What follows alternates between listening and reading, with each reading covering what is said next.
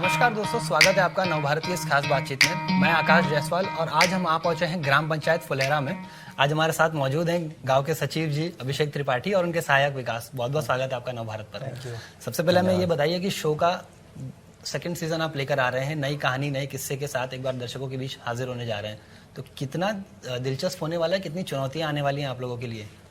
चुनौती क्या है? चुनौती है क्योंकि गांव में इतनी चीजें होती रहती हैं, मुझे लगता है कि मतलब कहीं ना कहीं उनके लिए भी फ्रस्ट्रेटिंग हो जाता है कई बार चीजों को मैनेज करना। तो क्या वो सारा फ्रस्ट्रेशन, सारी चीजें आपको देखने को मिलेंगी सीजन 2 में, अभिषेक के कैरेक्टर में और विकास के कैरेक्टर और बहुत मजा आने वाला है। आई थिंक फ्लेवर जो था सीजन 1 में देखा था वही है, और उसी जोन में हम लोगों ने और चीजें एक्सप्लोर करने की कोशिश की विद डिफरेंट कैरेक्टर्स, और जो कैरेक्टर्स हैं उनके नए ट्रैक्स, तो वो सारी चीजें दिखेंगी और होपफुली लोगों को अच्छा लगेगा जैसे सीजन 1 लगा था। चंदन, आप मानते हैं कि ये जो शो रहा है आपके करियर के लिए टर्निंग पॉइंट रहा है? मुझे लगता है क्योंकि यहाँ से लोगों ने आपको नोटिस किया, आपको मतलब पहचाना और आपके टैलेंट को काफी अप्रिशिएट भी किया है। इसका एक ही सवाल है, हाँ ना मैं किस मुंह से बोलूं। सच में मेरे जीवन का मतलब अब तक का सबसे बड़ा होता है ना, कमाल, ये जादू है, ये जादू है मेरे जीवन में। मतलब अचानक, हालांकि मैं ये सोचा था सर ऐसा होगा, मैं इंटरव्यू दूंगा। मतलब वो बचपन इंटरव्यू लेते थे और आज आप दे रहे हैं इंटरव्यू, मुझे लगता है। हाँ, तो कितना बदलाव देखते हैं अपने करियर में? मतलब हाँ, लेकिन वो तो ऐसे ही था, रोजी रोटी के लिए था। बट ये तो जीवन के लिए है, ये तो यही करना था, इसी में मजा है। वो तो सर पैसे कमाने के लिए था कि आ जाऊं। तो बदलाव तो बहुत आया सर। अभी आप लोग के साथ बैठा हूँ, लाइट कैमरा सब कुछ चल रहा है। बिल्कुल, यही सब बदलाव है। शो जब ये पहला सीजन इसका आया था तो लॉकडाउन का दौर था। हाँ, तो उसका एक फायदा मिला शो को, काफी हर वर्ग के लोगों ने शो को देखा। अब जब इसका शो के बारे में जब लोगों को पहले से पता है और लोग इसका इंतजार भी कर रहे हैं, अब सेकंड सीजन जब इसका ट्रेलर आया है, मुझे लगता है 1 हफ्ते हुए ट्रेलर आके 2 करोड़ से ज्यादा व्यूज है इसका यूट्यूब पर। तो अब किस तरह की फीलिंग है? कि ये एक मोटिवेशन कह सकते हैं या फिर नर्वसनेस है कि पता नहीं अब दर्शक उसी तरह से सेकंड सीजन को भी लेंगे या नहीं? क्या कहना चाहेंगे? नहीं, मतलब काइंड ऑफ मोटिवेशन ही है। मतलब अच्छा ही लग रहा है कि मतलब क्योंकि 2 साल बाद शो आ रहा है। बिल्कुल। एंड 2 साल पहले शो आया था, लोगों ने प्यार दिया और लोग वेट कर रहे थे काफी टाइम से, और फाइनली जो उनका रिस्पॉन्स है तो वो कहीं से भी मतलब डाइल्यूट नहीं हुआ है, वो उसी लेवल पे है। और आई थिंक और बढ़ के आ रहा है कि वो लोग वेट कर रहे थे और ज़्यादा स्प्रेड हो चुकी हैं चीज़ें। और मतलब आई थिंक काफ़ी लोगों ने शो सीजन 1 देख लिया है। नाउ आई होप कि उतने ही लोग या उससे ज़्यादा लोग सीजन 2 देखें और प्यार दें। चंदन, आपके कैरेक्टर की बात करें ना, तो वो एक इस तरह का किरदार है जो गांव की सारी समस्याएं और दूसरा सचिव जी की फ्रस्ट्रेशन, उसके बीच फंसा हुआ है। वो बैलेंस कर रहा है दोनों तरफ से। तो कितना मतलब जब इस किरदार के बारे में आपको बताया गया था तो किस तरह से आपने इसके लिए मतलब एक तैयारी की होगी? सर मैं तो धर्म संकट में फंसा हुआ हूँ। हाँ, नई शादी हुई है, बिल्कुल, नया जॉब भी है। हाँ, और सर का अलग फ्रस्ट्रेशन है। हाँ। बैनर ला। बैनर ले गया। तो इन सब के बीच में सामंजस्य स्थापित करके आप लोगों को एंटरटेन करना है, तो यही हमारा अभी परम धर्म है। बिल्कुल। गांव की कहानी, और मुझे लगता है यही एक कारण है कि सबसे ज्यादा लोग इससे कनेक्ट कर रहे हैं। पार्ट 2 में किन समस्याओं को गांव की आप सुलझाते या कह सकते हैं उठाते नजर आएंगे? आई थिंक सीजन 1 में हमने बहुत कम गांव की समस्याएं देखी थी। सीजन 2 में गांव की समस्याओं पे ही बातें हैं कि गांव की और क्या क्या समस्याएं हैं और उस पर पंचायत कैसे काम कर रही है, और सब लोग जो पंचायत के लोग हैं, सहायक, सचिव, प्रधान, उप प्रधान, ये लोग कैसे इन्वॉल्व हैं और उनमें क्या सिचुएशन में ये चारों लोग फंस रहे हैं। तो उन कहानियों पे, उन किस्सों पे ज़्यादा गौर किया गया है और वो चीज़ें ज़्यादा दिखाई गई हैं। और साथ में और भी नए कैरेक्टर्स आपको देखने को मिलेंगे और मज़ा आएगा। शो को हम जितना एंजॉय करते हैं, जितना मज़ा हमें देखने में आता है, मुझे लगता है फिल्माने में भी इसको उतना ही एक इंटरेस्टिंग राइड रही होगी पूरी जर्नी में। रघुवीर जी है इसमें, नीना गुप्ता और कई सारे ऐसे टैलेंटेड एक्टर्स हैं। शो की सेकंड सीजन की जब शूटिंग हो रही होगी तो कोई दिलचस्प मोमेंट जो आप शेयर करना चाहेंगे हमारे दर्शकों के साथ में?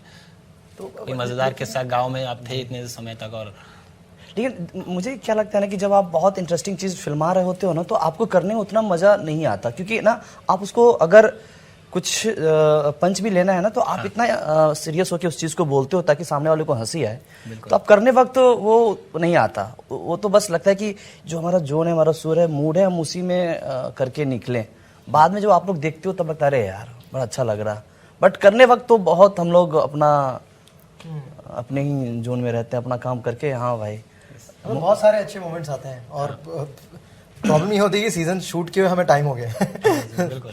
तो वो थोड़े मोमेंट्स कि कौन सा फेवरेट था वो पर्टिकुलरली सेलेक्ट करना बहुत डिफिकल्ट है, बट हाँ बहुत सारी मेमोरीज हैं यार, मतलब उस गांव पे शूट करने की बहुत प्यारी और बहुत अच्छी और बहुत बैड भी मेमोरीज हैं। कुंदन, अगर आपके करियर की बात करें तो आपने पत्रकारिता से शुरुआत की थी, आईएमसी की अपने वहाँ से पढ़ाई भी की। मैंने भी वहाँ पे एंट्रेंस दिया था, खैर मैं क्रैक नहीं कर पाया था, पर आपने वहाँ से तैयारी की, फिर एक अच्छे रेप्यूटेड संस्थान में आपने काम किया। ये एक्टर बनने का ये जो एक कहते हैं ना चस्का कहाँ से लगा मतलब? ये पहले जब हम बच्चे थे सर, तो पोलियो ड्रॉप के साथ हमने ये ले लिया था, एक्टिंग का ड्रॉप।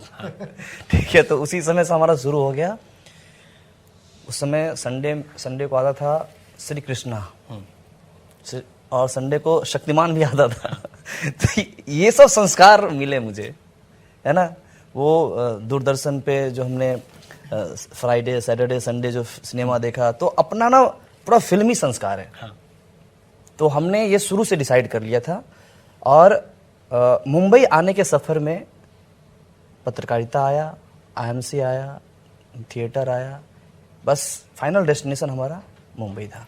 तो इसके बीच में चीज़ें होती चली गई। बट एक्टर बनने की जर्नी में जर्नलिज्म ने कितना हेल्प किया आपको? क्योंकि मुझे लगता है इंडस्ट्री से आप जी connected जी रहे जी होंगे जी कहीं ना बिल्कुल।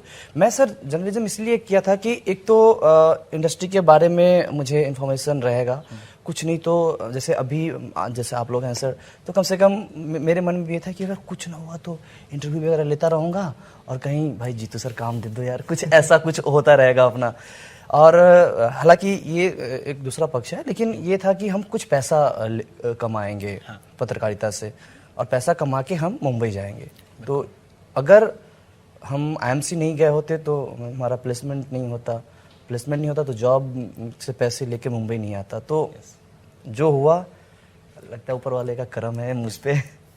जीतू जी, मुझे लगता है कि आपके करियर की अगर बात करें, आईआईटी से आपने पढ़ाई की है, तो अक्सर ऐसा होता है कि जब इतनी पढ़ाई करने के बाद इंसान इंजीनियर बन के या वहीं पे एक सेटल होना चाहता है। आपसे भी मेरा सवाल वही है कि एक्टर बनने का ये जो था, ये चीज़ कब लगा कि नहीं है मुझे एक्टिंग में जाना है? और फिर इसके अलावा मेरा एक सवाल ये भी है कि क्या आपने कभी यूपीएससी की तैयारी की थी या फॉर्म भरा था? नहीं यार, यूपीएससी की तैयारी तो मैंने नहीं की, हालांकि काफ़ी बार पुश मिला कि अरे यूपीएससी की तैयारी कर ले, बट मैंने किया नहीं। यार एक्टिंग मतलब बेसिकली कॉलेज में ही थिएटर जो होता है, जनरल जो कॉलेज थिएटर होता है, तो उसमें मैं बहुत एक्टिवली पार्टिसिपेट किया। मैंने 4 साल इंजीनियरिंग का था, तो मैं ज़्यादा फोकस इंजीनियरिंग से ज़्यादा फोकस मैं एक्टिंग में ही था, और पूरे टाइम ड्रामा, पूरे टाइम शॉर्ट फिल्म से ऐसी चीज़ें हम लोग बनाते रहते थे। एंड समहाउ मतलब कुछ सीनियर्स थे जिनको राइटिंग करने का मन था, डायरेक्ट करने का मन था, वो लोग बॉम्बे आ रहे थे कि यूट्यूब पे हम लोग कुछ बनाएंगे, और वहाँ पे हम छोटे वीडियो, शॉर्ट फिल्म्स और ऐसी चीज़ें बनाएंगे, तो तू भी चल।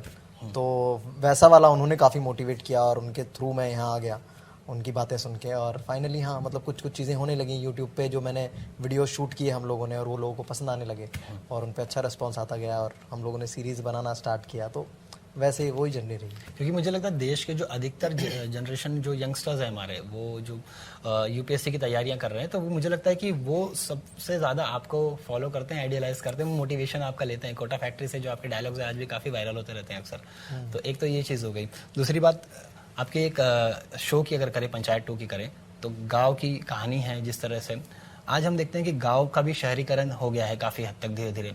आपको लगता है कि कितना सही है गांव का शहरीकरण हो जाना, और फिर कितना फिर बदलाव आ गया है?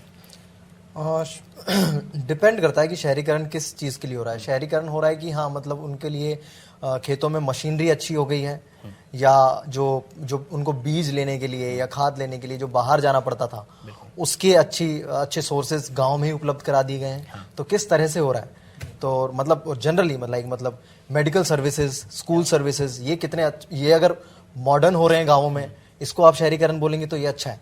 मतलब अगर आपने स्कूल वहाँ पे बहुत अच्छा कर दिया गांव में, और आप बोल रहे हो कि ये शहरीकरण हो रहा है, तो ये शहरीकरण बहुत ज़रूरी है। बट मुझे लगता है कि हाँ, एग्रीकल्चर को बढ़ावा देना, उसमें मॉडर्न चीज़ें लेके आना, उसमें टेक्नोलॉजी लेके आना, वो बहुत इंपॉर्टेंट है। क्योंकि मतलब हमेशा से सबसे ज़्यादा एग्रीकल्चर इंडिया में होता है, मतलब बहुत सारे लोग डिपेंड करते हैं एग्रीकल्चर पे। तो अगर हम उसमें टेक्नोलॉजी वाइज डेवलप कर रहे होंगे, तो उसको अगर आप शहरीकरण बोल रहे हैं तो वो सही है। उसके अलावा कुछ और शहरीकरण है तो मुझे लगता है कि वो नहीं होना चाहिए। गांव में आपने इतने दिन शूट किया, तो पहले हमें तो ये बताइए कि आपने इस पूरे सीजन को कहाँ शूट किया है, और ये रियल लोकेशन पे था या फिर सेट पर इसे फिल्माया गया है, किस तरह से? रियल लोकेशन पे था। हम लोगों ने एक गांव में जाके वहाँ की जो असली पंचायत है वहाँ पे जाके शूट किया है, और जो वहाँ के प्रधान हैं उनके घर पे हमने प्रधान जी का घर दिखाया। तो उस पूरे गांव में हमने रियल शूट किया है, एंड कुछ भी चीज़ सेट की नहीं है, एक भी चीज़ सेट की नहीं है, सब मतलब हम लोगों ने रियल लोकेशंस यूज़ की हैं। तो गांव में आप रहे होंगे काफी दिन, तो हमें ये बताइए कि गांव में वो क्या चीजें हैं जो शहर कभी पूरा नहीं कर सकते? आई थिंक वहाँ की जो खाने की जो प्योरिटी है, जिस तरह का वहाँ पे खाना मिलता है, वो काफ़ी मतलब ऐसा लगता है कि हाँ तुम कम मिलावट वाली चीज़ें तुम्हारे अंदर जा रही हैं तो वो काफ़ी अलग है। एंड हाँ मतलब जो हवा पानी यार वही सारी चीज़ें वो काफ़ी अलग हैं, वो फ्रेशनेस फील होती है जैसे तुम गाँव में एंटर करते हो। यस, अपने करियर में आपने कई सारी चीज़ें की, वेब शोज किए, कॉमेडी, कई सारे स्पूफ वीडियोस में काम किया, हर तरह के मतलब चीज़ों को करते गए, फिल्मों में भी आपको मौका मिला। कितना बदलाव देखते हैं इन सालों में अपने करियर में आप? काफ़ी मतलब बदलाव इन द सेंस कि हाँ प्रोग्रेस ही हुई है समहाउ, मतलब डाउन्स आते हैं बट वो पार्ट ऑफ एवरी जर्नी है, चाहे वो एक्टिंग में हो या किसी दूसरे फील्ड में हो। सो अप डाउन्स तो हमें हमेशा देखने ही पड़ेंगे। एंड मतलब काफ़ी इवॉल्विंग रहा है, काफ़ी लर्निंग्स मिली हैं, काफ़ी मेंटोर्स, काफ़ी दोस्त मिले हैं जिन्होंने पूरे टाइम साथ दिया है, और काफ़ी अच्छे मेकर्स मिले हैं जिन्होंने अच्छी कहानियाँ मेरे साथ शेयर की, मुझे अच्छे कैरेक्टर्स दिए। तो काफ़ी इवॉल्विंग और काफ़ी मज़ेदार जर्नी रही है। यस, आपके करियर की पूरी बात करें तो मैंने देखा है कि आज की जो यूथ है ना, वो आपसे इसलिए कनेक्ट होती है क्योंकि वो अपने आप को आप में देखती है।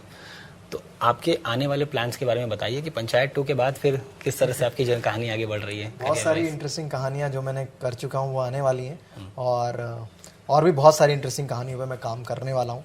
तो हमेशा से अच्छे कैरेक्टर्स लेके आना विद डिफरेंट स्टोरीज, ये मेरा हमेशा से एम रहता है। तो बहुत सारी चीज़ें आपको देखने को मिलेंगी। Yes, very soon. चंदन, आपकी शुरुआत हो चुकी है इंडस्ट्री में जी। तो कोई ऐसा डायरेक्टर या कोई ऐसा एक्टर जो आपके मन जहन में बैठा है कि मुझे इनके साथ काम करना है, तब शायद मुझे लगेगा कि ये मेरा बेंचमार्क है, उसके आगे मेरा फिर करियर बढ़ेगा? जैसे मैंने अभी मुंबई ये सब सोच के तो नहीं आया है। हाँ। बस ये सोच अभी जो मेरे दिमाग में चल रहा है कि अच्छी कहानी कहनी है, अच्छे फिल्म करने हैं, बट कोई ऐसा एक्टर या कोई डायरेक्टर ऐसा नहीं कि मैं इनके साथ कर लूँगा तो हमारा सपना पूरा हो जाएगा। यार जो खूबसूरत अभिनय करना है, चाहे वो कोई एक नया डायरेक्टर आ जाए या कोई किसी भी तरह की फिल्में हो, छोटी हो बड़ी हो, वो मायने नहीं रखता। मायने मेरे लिए ये रखता है कि जो किरदार मुझे दिया गया है वो कितना इम्पोर्टेंट है। तो अभी तो मैंने कोई डायरेक्टर या ऐसा कुछ मैंने सोचा नहीं है। जी जीतू जी, बायोपिक का दौर चल रहा है, अक्सर ये पूछा जाता है, मैंने कई सारे कमेंट्स भी देखे कि अगर बायोपिक करने का मौका मिला तब किस एक पर्सनालिटी की बायोपिक करना चाहेंगे? मतलब काफ़ी सारे मतलब इंस्पायरिंग लोग हैं कंट्री में। कोई एक नाम अगर आप लेना चाहें तो? एक नाम आई थिंक लेना होगा तो मैं आई थिंक इधर युवराज सिंह और राहुल द्रविड़। अच्छा। और ये सवाल का जवाब मैं भी देना चाहूँगा। बिल्कुल बिल्कुल। मैं एक जो है मैं उनका बायोपिक करना चाहूँगा, वो है अभिनंदन, जो फ्लाइट कमांडर अभिनंदन। और मैंने अभी सोच रखा है कि मुझे अगर किसी से कोई कहे मिलने के लिए, तो मैं अभी तक सिर्फ एक सपना है कि मैं उन्हीं से मिलूं, अभिनंदन से। हाँ, भगवान करे कोई मुझे मिला दे उनसे। कर दे आपका सपना जल्दी। हाँ जी, और मैं अगर कुछ ऐसा कभी मौका मिलेगा तो मैं जरूर करूँगा। बहुत बहुत शुक्रिया हमसे जुड़ने के लिए। बिल्कुल, बहुत बहुत शुक्रिया हमसे जुड़ने के लिए। एंड उम्मीद करते हैं कि ये शो भी उतना ही हिट रहे जितना हिट आप लोगों का करियर अब देर से आगे बढ़ रहा है। Thank you so much.